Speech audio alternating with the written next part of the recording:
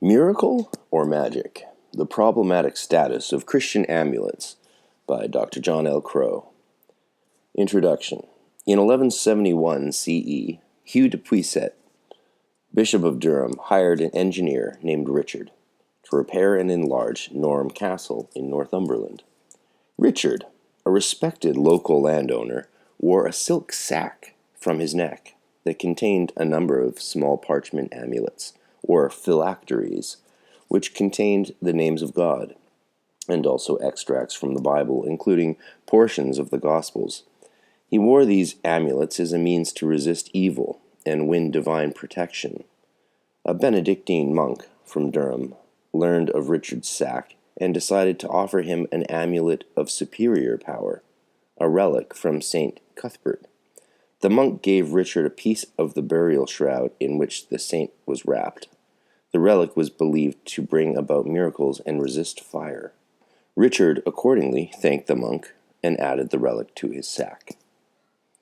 Note, the story of Richard the engineer is found in Reginald of Durham's Libellus of 129 Miracle Stories about St. Cuthbert. The story is summarized in Skemmer binding words.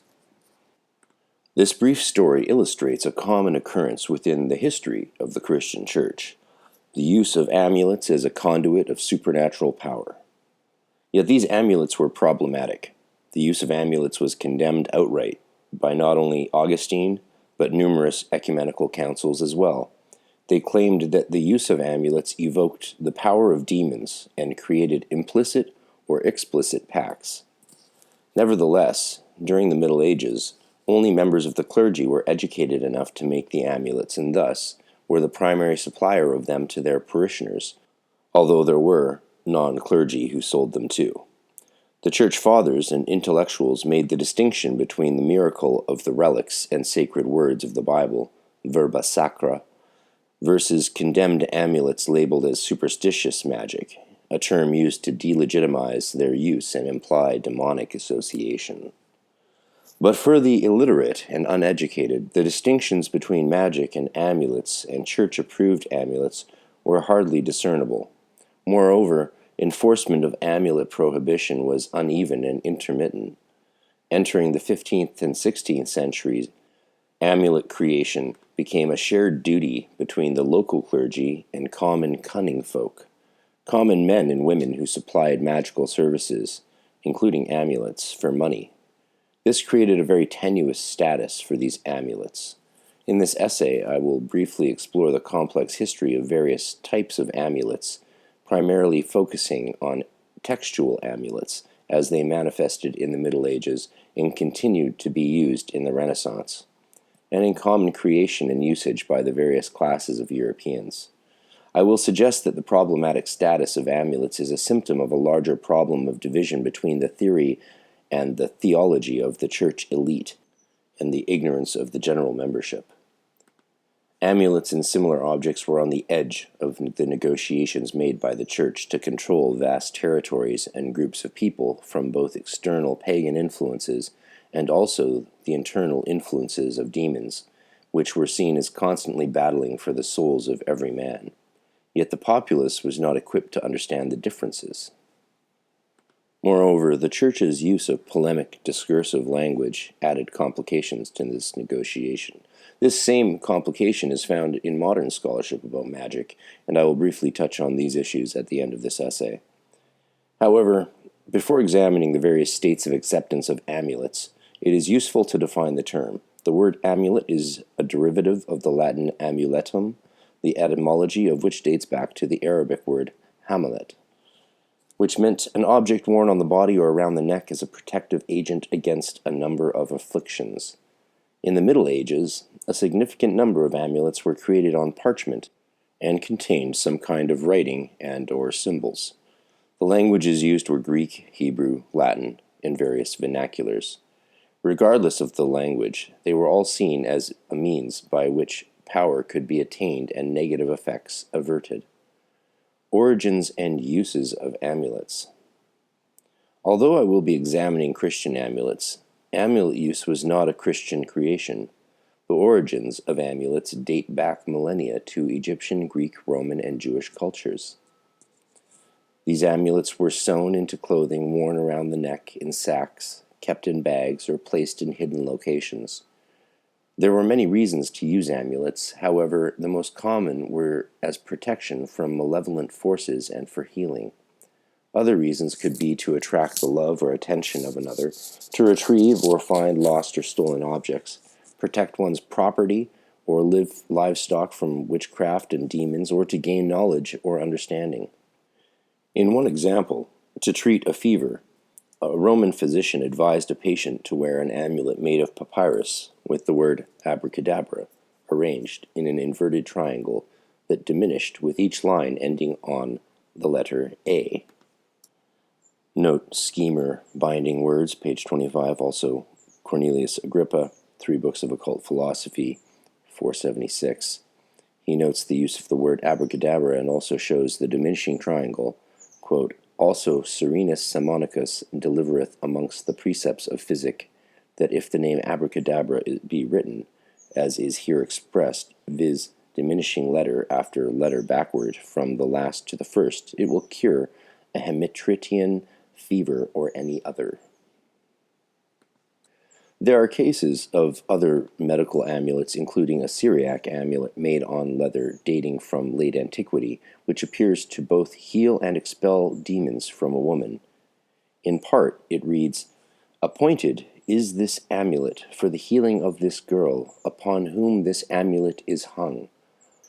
O mighty and awful God, Adonai Sabaoth, the Lord, command the holy angels that they should annul from this girl upon whom this amulet is hung.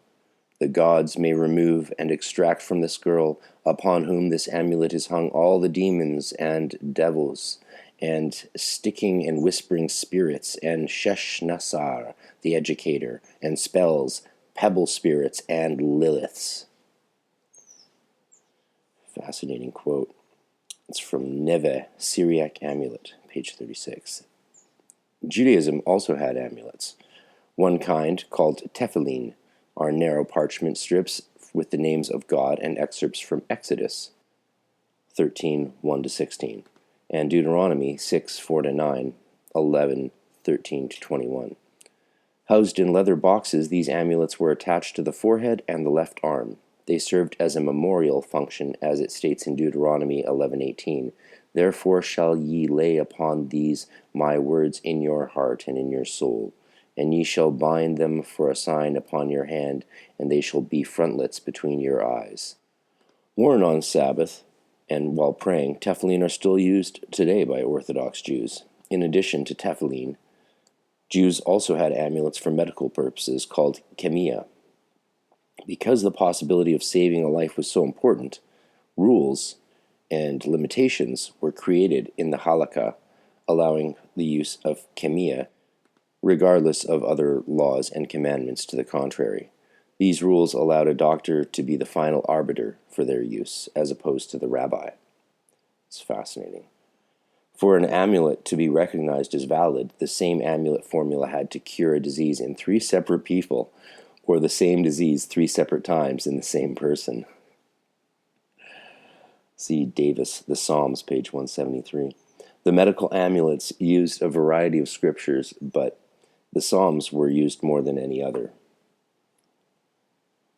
Their psalm-based amulets were used to treat fertility, fear, plague, exhaustion, skin wounds, as well as problems with the heart, eyes, bones, sunstroke, epilepsy, or falling disease.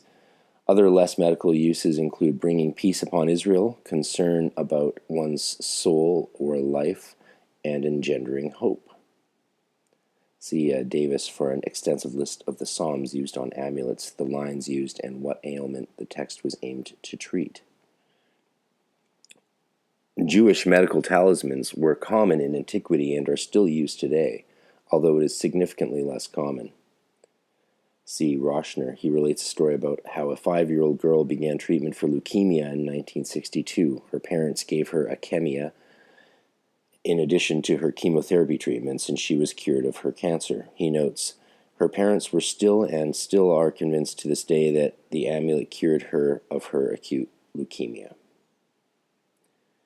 Not surprisingly, the use of amulets for health issues as well as other problems arose in Christianity as the religion spread and pagans were converted. Similar to the Jewish chemia, the Christians frequently turned to the Psalms for protection and health issues. In one example of a Christian amulet on papyrus dated to the 6th or 7th century, we see the use of Psalm 90. This psalm was the most common on Christian phylacteries. It ends with the lines, "Make us glad according to the days wherein thou hast afflicted us, and the years wherein we have seen evil. Let thy work appear unto thy servants, and thy glory unto their children. And let the beauty of the Lord our God be upon us, and establish thou the work of our hands upon us. Yea, the work of our hands establish thou it." Psalm 90, KJV, lines 15-17. I have to make a note here that I think it's unfortunate, as much as this article by Dr. Crow just grabbed my attention and I thought I had to share it with everyone. It's unfortunate, I think he's using the King James Bible translation. As I've said many times before, if the King James Bible is good enough for Jesus, it's good enough for me. I mean, this really points out the fact that it's, especially when it comes to the New Testament texts, it's a betrayal of the original language used in it, which was not only a common Greek language, but a very just almost vulgar, So to have this fancy language, I think, takes us out of the style and the mentality. To that extent, even Eugene Peterson's Message Bible is more accurate in its representation often of New Testamental texts than a lot of the other standard translations, which make the language seem more fancy and proper than it actually was. Of course, this is the Psalms, and the Psalms are a different thing altogether. Using the King James Bible is not a horrible idea, but again, I think there's better translations to convey to the listener. Maybe it's magical enough. Maybe it is. Maybe it's very magical. I don't know. We shall see. It's a matter of taste, and at the end of the day, if you're doing these sort of amulets, obviously, at every point in time, they prefer to use the original language, Hebrew or Greek or Latin most commonly in later years. In another example of a Christian amulet on wood from the 5th or 6th century, we find an amulet with a number of psalms written on it. In particular, it quotes Psalms 120, 28, 12, and 8, all asking the Lord for protection. However, in addition to using the Hebrew Scriptures, Christians also used portions of the Gospels and other New Testament texts on amulets. There were other texts used like this well-known prayer from the Middle Ages. In it, we find an invocation of the cross. Cross of Christ be with me. Cross of Christ is what I ever adore. Cross of Christ is true health. May the cross of Christ banish all evil. Cross of Christ be ever over me and before me and behind me, because the ancient enemy flees whenever he sees you. Flee from me, a servant of God, O devil, by the sign of the holy cross. Behold the cross of the Lord. Begone, you enemies, the Lion of the tribe of Judah, the Root of David, has conquered. What is important to note about this prayer is that it was believed by some to be brought from heaven by an angel to Charlemagne on the eve of battle. This would indicate that the texts that were presented on Christian amulets extended beyond simple scripture, but also included prayers and invocations of a purely Roman Catholic origin. This prayer had many uses. Quote, pregnant women would ensure safe delivery and the survival of their children long enough to receive baptism by writing the prayer on a strip of parchment and placing it or wearing it round their bellies. Others used it for the treatment of epilepsy. Additionally, the Christian liturgy became a source of inspiration for amulets. On a 5th century amulet written on papyrus, we find the following written in Greek: the holy oil of gladness against every adverse power, and for the grafting of thy good olive tree of the Catholic and Apostolic Church. Amen. What is important with this amulet of protection is that the formula on it was taken from the baptismal rite in 4th century Jerusalem. In particular, the phrase, the holy oil of gladness, appears in pre-immersion anointing formula in the later Syrian and Coptic baptismal liturgical texts. This is significant because it shows that the liturgy becomes a source for ideas that are extended into Christian amulets. Actually, a fun note is a big problem in the Middle Ages is people would sneak the host out of their mouths after communion. They would try and sneak it out of their mouth and carry it out of the church with them, and they'd break it up, put it in food for magical food, or they'd try and feed it to their cat if their cat was sick, or they'd sell it to someone to turn into an amulet. This was a very big problem for a period in the Middle Ages. No wonder Luther had some issues. This is significant because it shows the liturgy became a source for ideas that are extended into Christian amulets. This distinction of origin, as well as the prayer noted before, is essential, as here there has been significant debate whether Christian amulets were of pagan origin only, or if, after being adopted into practice, they evolved into their own unique system. It's a very interesting point. Was it simply an extraction from Christian practices, or did Christians really develop their own? Well, as we know from the hospital and school Marsilio Ficino created, they definitely developed into their own, but we'll see if this essay gets there. While there still is no consensus, many see continuity from the original pagan use of amulets to what quickly turned into a unique practice within Christendom. As Don Schemer writes in reference to amulets, by the end of the Middle Ages, textual amulets were no longer a pagan survival, but rather a widespread practice that flourished at the heart of Christian society. Well, there we just sort of see another example of how Christianity really is a pagan religion from beginning to end, as is Judaism. I mean, this I don't understand why we still have these separations of monotheistic faiths from non-monotheistic faiths. Especially in the ancient times, it was more seen that they didn't believe in monotheism in the sense that only our God exists and your gods don't exist. They all believed in their monotheistic God in the sense that your gods exist, our God's just more powerful. That was the mentality of the ancient Near Eastern world. It wasn't one of whose gods are real, it was whose gods are most powerful. Magic's prohibition, saving people from demons. This should be good. From the beginning of the Roman Catholic Church, there was always the view that the world was populated by demons, looking to corrupt man and damn his immortal soul for eternity. Magic, the term frequently used by the Church, designated a category of practices, beliefs, and ideas that were seen to directly associate a person with the devil. Previous pagan practices, beliefs, and behaviors associated with the pagan gods, if not incorporated within the church practices, were deemed superstitious and erroneous, and therefore in the category of magic. Of course, whichever ones fit are good, which ones don't fit are bad. We see this all the time. One of the first prohibitions against the magical use of amulets came from Augustine in De Doctrina Christiana. Augustine condemns the use of medical amulets as superstition. Was he ahead of his time or behind his time? He groups the amulets in with other pagan practices like idolatry. He calls them signs and states they are forbidden. Quote, all the arrangements made by men to the making and worshipping of idols are superstitious, pertaining as they do either to worship of what is created or of some part of it as God, or to consultations and arrangements about signs and leagues with devils, such, for example, as are employed in the magical arts. In this class, place also all amulets and cures which the medical art condemns, whether these consist in incantations or in marks which they call characters, or in hanging or tying on or even dancing in the fashion certain articles, not with reference to the conditions of the body, but to certain signs hidden or manifest. I think it's worth noting that this is from Augustine's De Doctrina Christiana, Book 2, Chapter 20.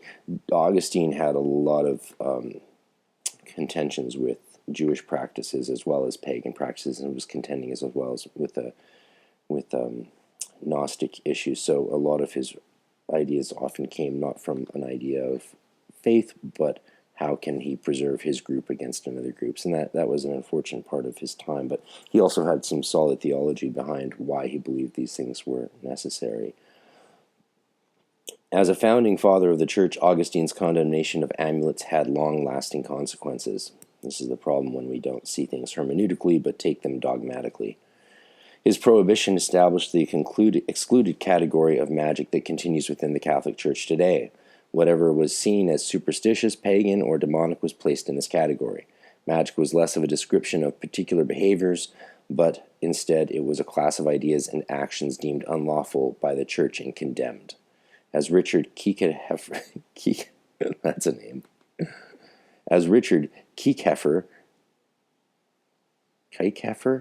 notes, terms such as heretical and magical were often used broadly.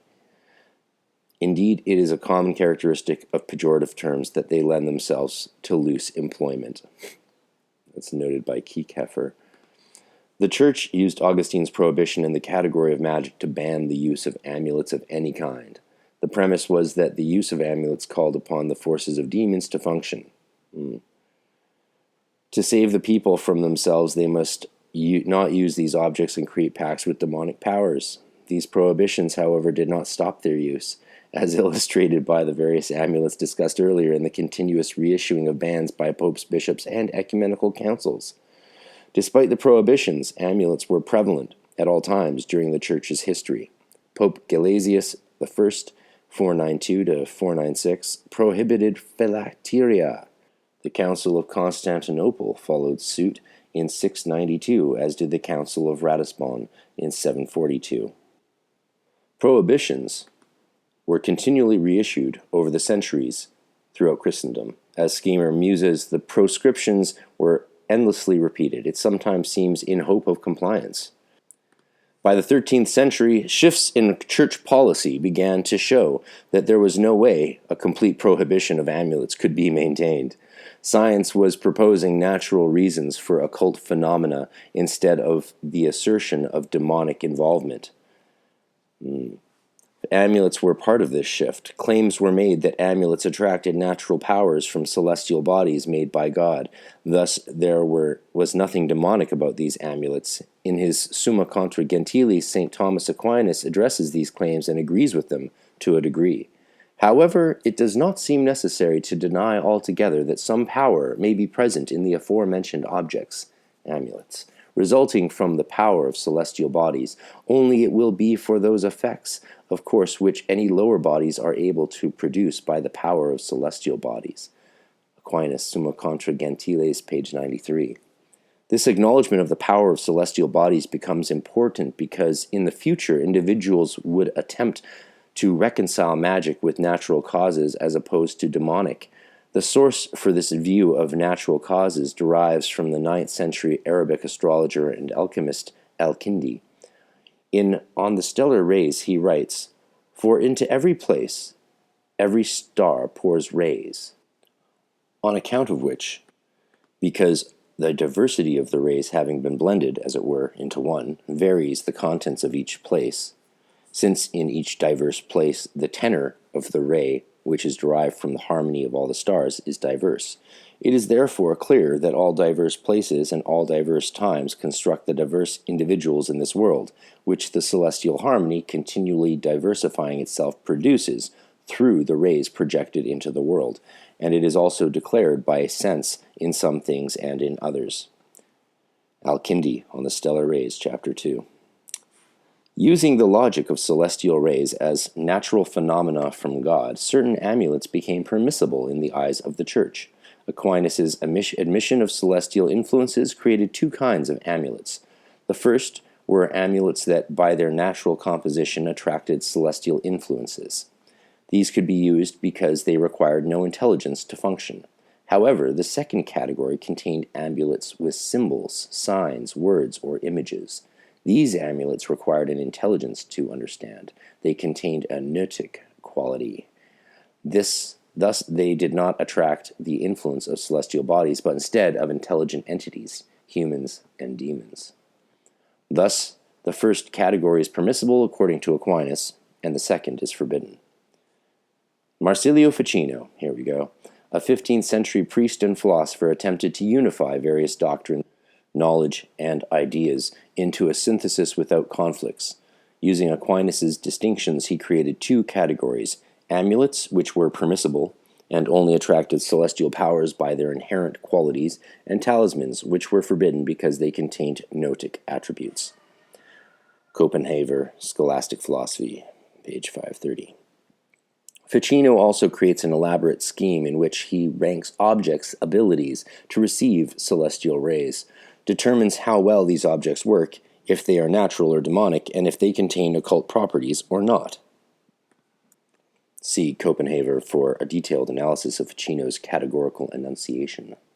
However convincing and useful Ficino's system is, it was only for the most literate and had no impact on the common use of amulets. Despite Ficino recognizing and agreeing with Aquinas that amulets with gnotic qualities, talismans by Ficino's designation, are demonic, the average person and priest continued to use amulets with words. Moreover, Ficino did not make a significant differentiation between words which were scripture, liturgy, or common within Christian practice, and words that were not. Both Aquinas and common people did. Thus, Ficino creates a set of categories that, while matching the theory of the Church Fathers, does not address the actual practices of the common people. In addition, Ficino's categories are mutually exclusive regarding amulets. Either the power in them is natural from celestial influence and lawful according to Aquinas, or supernatural, i.e. demonic and therefore unlawful. But there was another category that was in widespread use by Christians that he ignored in his theory, both lawful and supernatural. However, the supernatural power source was not demonic but instead from God and his hierarchy of angels and saints. This category seems to have been missed because it is not based on theory per se, but on the adaptation of practice from the liturgy and ritual of the Church. Moreover, because it was based on scriptural and acceptable practice, it was not considered magic. This is why Christian amulets are problematic for classification. At the highest levels of the Church, they were condemned. At the lowest levels in the local parish and with the local clergy, the amulets were widespread and often created by the clergy as a service to their parishioners. Returning to the fact that Aquinas permitted some amulets, he did so, albeit with two distinctions. First, amulets could only have sacred words or symbols, meaning the sign of the cross. Second, amulets must not be seen as the source of power, but as a token or symbol of faith in God's power. Aquinas writes in the second part of Book 2, Part 2, Question 96, Article 4, of Summa Theologica. One should beware, lest besides the sacred words it contain something vain. For instance, certain written characters accept the sign of the cross, or if hope be placed in the manner of writing or fastening, or in any like vanity, having no connection with reverence for God, because this would be pronounced superstitious. Otherwise, however, it is lawful. These two caveats are important to note. They create the basis by which clergy could justifiably use church-sanctioned amulets. Indeed, these same exceptions were the basis by which the authors of the Malleus Maleficarum allowed some amulets by stating, "But on the other hand, the doctors answer as follows," especially S. Thomas, where he asks whether it is unlawful to hang sacred words around the neck. Their opinion is that in all charms and writings so worn, there are two things to be avoided. First, in whatever is written, there must be nothing that savors of an invocation of devils, for then it is manifestly superstitious and unlawful, and must be judged as an apostasy from the faith, as has often been said before. Similarly, in accordance with the above 7 conditions, it must not contain any unknown names. But if these two snares be avoided, it is lawful both to place such charms on the lips of the sick, and for the sick to carry them with them. But the doctors condemn their use in one respect, that is, when a man pays greater attention to and has more reliance upon the mere signs of the written letters than upon their meaning. Note, that's from Kramer and Stranger, the Malleus Maleficarum, page 182, Part 2, Question 2, Chapter 6. And this is, of course, the famous witch's hammer, which was used by the Inquisition to determine whether someone was actually guilty of witchcraft or demon work or not. Also, a fun note, contrary to popular opinion, the Inquisition was very in large place put into power to prevent common people and villagers from executing easily those accused of witchcraft and demonism, and to actually save a lot of people by applying some logic to the situation, albeit old church logic, to say that a lot of people, in fact, weren't practicing witchcraft, but just doing early medicine or being good Christians. So the Inquisition actually saved a lot of people who were being accused of witchcraft by their neighbors, which was an easy way to get rid of someone you didn't like back then. So thank God for the Inquisition saving many, many people's lives. They also did some bad stuff. The issue that keeps arising is the categorization of magic or miracle. Aquinas and others permit certain amulets because they are not superstitious, but indications of faith that have results from the mercy of God, i.e., miracles. God's power was seen as infinite and his mercy was sought. Whenever there is a discussion of God alleviating suffering, it is always placed in a passive request. The Christian supplicates oneself asking for assistance, if it be God's will. This means that the amulet itself contains no power. The relief comes from the grace of God, who could be acting through the angels or saints. This distinction was a real concern, because, as history showed, common people did not see the difference. They saw the amulets as containing power. This view is what the Church had to continually work against. In addition, because the appeal was passive, the view that a person could command God to alleviate health issues or answer a request was unlawful. Man did not command God. Man accepted the fate God gave man. Transgressing these conditions moved one from a church-sanctioned position, a view of miracles, to a forbidden position, one of magic. Transgressing the first involves the evocation of demons. Transgressing the second was the sin of pride. In either case, the Church deemed those positions as heretical. Magic or miracle, the diminishing differences? Over time, leading into the 15th and 16th centuries, due to many factors including increased literacy, book publishing, and the emerging merchant or middle class, the creation of amulets changed from a primarily clergy-based function to one of professional or semi-professional cunning men and women. These cunning folk were individuals to whom people turned when they had issues and needed amulets, healing, etc. However, there was no doubt, though, that they provided magical services.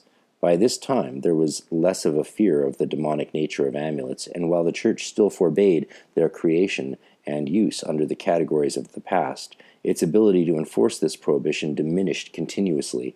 In the past, when the Church had been the highest power, its prohibitions were expansive and relatively universal. But once the Protestant Reformation split Europe, there was a more fragmented attempt to prohibit magical activities, and this diminished its effectiveness. In addition, the state occasionally assumed oversight functions. For instance, in 1604, the English government passed the James Act, making it a criminal offense to consult cunning folk to find stolen items, know who their future spouse would be, or obtain other kinds of fortune-telling. It's fascinating. It's from Davies' Popular Magic. Nevertheless, while the law was technically on the books for 131 years, prosecution was variable and generally lax. This laxity was due mainly to the government being too busy with other concerns. Most cases were brought up by people who felt the cunning person did not deliver what they paid for. Oh, there were scamming fortune tellers? Amazing. Hard to believe. These same laws were also were targeted at witches. In the mind of the people, there was a big difference between witches and cunning folk. As Davies notes regarding the people's attitudes, witches were evil, but cunning folk were useful. As stated before, originally the Church tried to make the distinction between the amulet having intrinsic power and the resource of power being demons or God. This distinction was not generally held by the masses. The amulet was visible as was the result. Any power from God or demons was not seen, and thus generally ignored. Thus imbued with the amulet with power and also opened the ability for the cunning folk to work their trade. Frequently the cunning folk would be fully or semi-literate and would consult a book to create the amulet. This gave the cunning person the appearance of knowledge and engagement in the problem of the client. some cunning folk had impressive libraries of occult books. This too added authority. Oh, thank God that doesn't exist anymore. In addition, the ability to read, or seem to read, and the ability to write added to their power. Yeah, that's a fun fact of history, is actually how many people used to pretend that they could read. Yeah, check it out. As for the text of the amulets, it varied. As Davies notes, most written charms contained a strong religious content. They included passages from the Bible, appeals to the Holy Trinity, Catholic exorcism, and lists of divine names in different languages. In essence, the cunning folk picked up where the clergy of the past left off. However, one difference is notable. While the amulets often had Christian religious symbols and words, the cunning folk were not restricted to these formulas. Also, because of the varying levels of literacy, often the spelling and characters were erroneous. They made a lot of mistakes because they didn't actually know how to read and write. Davies continues, scriptural passages were often reproduced in Latin with the occasional smattering of Greek or Hebrew. Such passages were often badly spelt and grammatically poor, presumably from repeated copying. We just keep like a broken telephone. Not surprisingly, there was also considerable use of overtly magical words and phrases, spirit names, occult symbols, planetary signs, and astrological symbols. Thus, the use of amulets were no longer the domain of the clergy. Their use became commercialized, and instead of a demonstration of grace from God or the pact with the devil, they became commodity objects bought and sold as the occasion arose. What was earlier seen as a miracle from God or disparaged as demonic had now become a tool to address a problem or need. Still seen as magic, the category no longer had the exclusive pejorative designation. Cunning folk magic was simply pragmatic. The difficulties in the study of magic and miracle in the academy. The difficulties with the determination about amulet use, and if it was illicit magic or legitimate Christian worship, also extends into the academy. In fact, the whole category of magic is problematic, just like the amulets sometimes placed in this category. This is evidenced in books like Valerie Flint's The Rise of Magic in Early Medieval Europe. In it, she describes the practices examined in this essay as magic, even the forms sanctioned by the Church Fathers. As she writes in her introduction, in choosing a single modern English word as a starting point, and one so loosely employed as this often is, one inevitably does some damage. I can only plead that magic is helpful as a sounding word for the exploration of the many ways in which a hopeful belief in preternatural control reached the Middle Ages. Flint, The Rise of Magic, page 5-6. While Flint's loose employment of the term magic relating to ecclesiastical rites, as well as the use of amulets, scholars like Richard Kiekefer take issue with her presuppositions. Critiquing Flint's use of magic and her application of it in her book, Kiekefer writes, ultimately, she views the distinction between approved and disapproved ritual as a distinction without real difference. She insists repeatedly that many approved rituals were magical, even if churchmen said otherwise. But this ahistorical use of the word magic blurs the distinctions vitally important to those who made them. She argues that in spite of their own protestations, what they were defending and perpetrating was also a kind of magic. They tried to distinguish between magic and approved ritual, but their distinctions were not cogent. Clearly, there are problems on both sides in the representations of magic. If we apply the polemical term magic to approved practices of the Church, as Flint does, then we are dismissing the distinctions that were important for over a millennium. However, if we adopt those distinctions, then we are perpetuating the categories created by the Church when it was the hegemony. This significantly removes the scholar from his or her neutral position.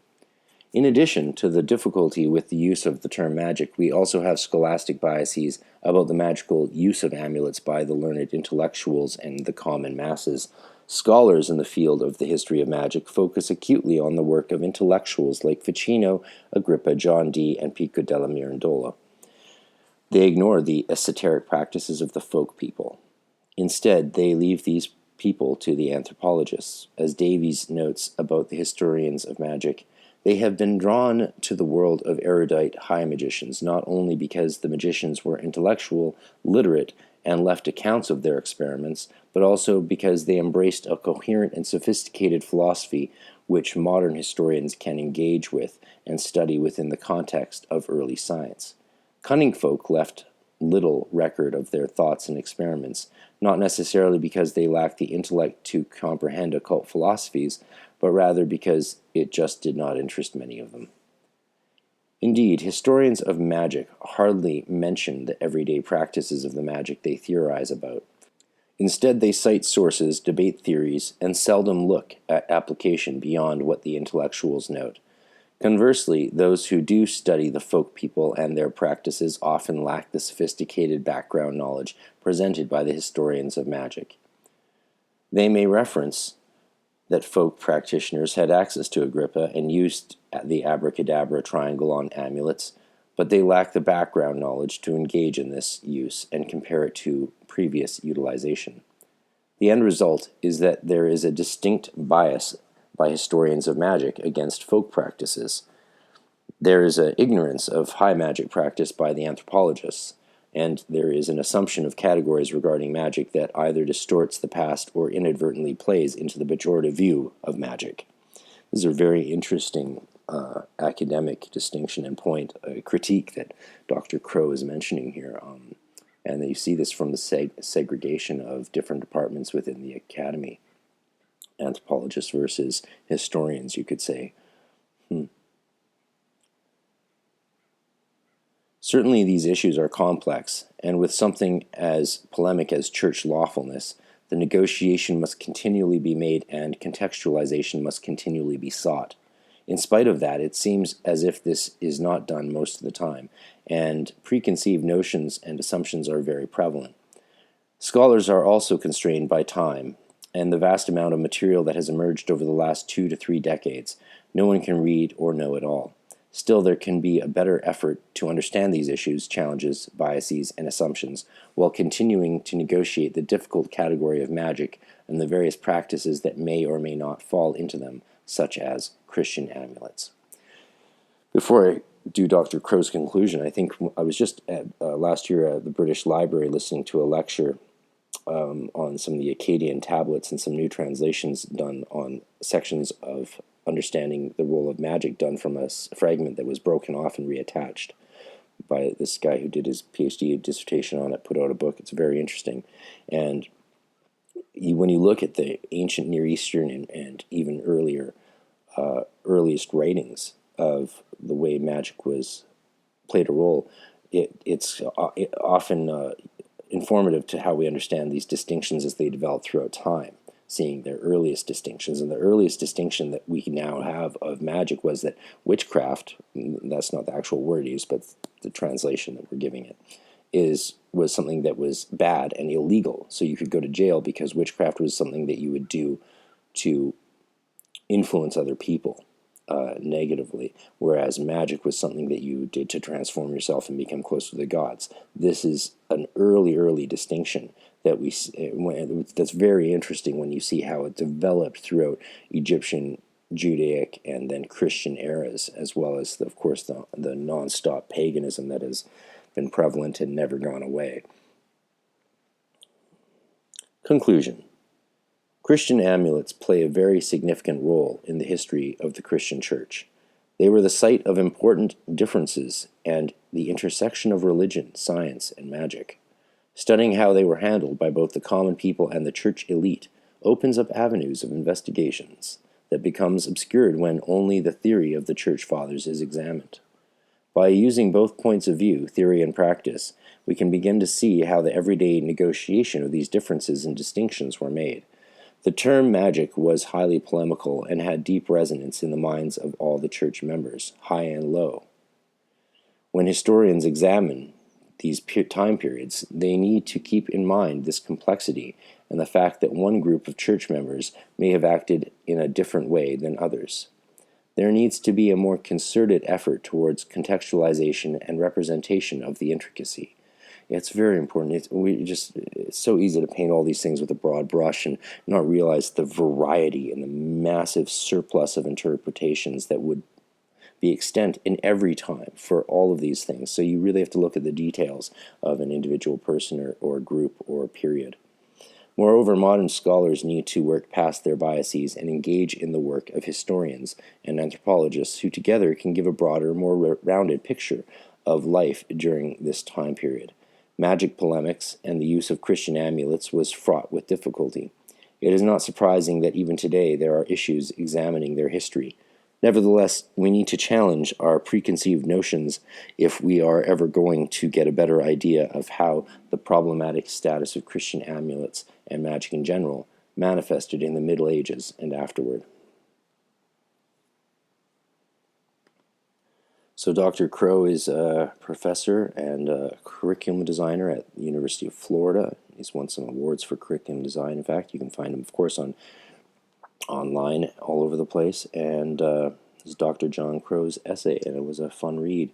Sometimes the language was a little redundant, I found, but overall the research was good, and he points out key critical issues within both scholarship as well as our understanding of the historical role these things played. I think a lot could be learned by comparing more of this Christian stuff to seeing how it developed out of Hebraic tradition and ancient Near Eastern periods. And of course, that's there's lots to be done for those who want to study the history and academic esotericism and all that stuff. There's departments out there that are doing it, and you should definitely consider delving into some. There's too much for us to. That's the point he makes. There's too much for us to all actually study. It's not that there's a limited resource. There's so many old. I was overwhelmed when I started translating Aramaic manuscripts from the 1st and 2nd century on magic, and just found out that there's too many. There's not like only a few that we've translated many times. There's thousands that we've not even begun to do translations of. So there's a lot of stuff out there, and it's a great field for people to spend their life studying. Have a good day.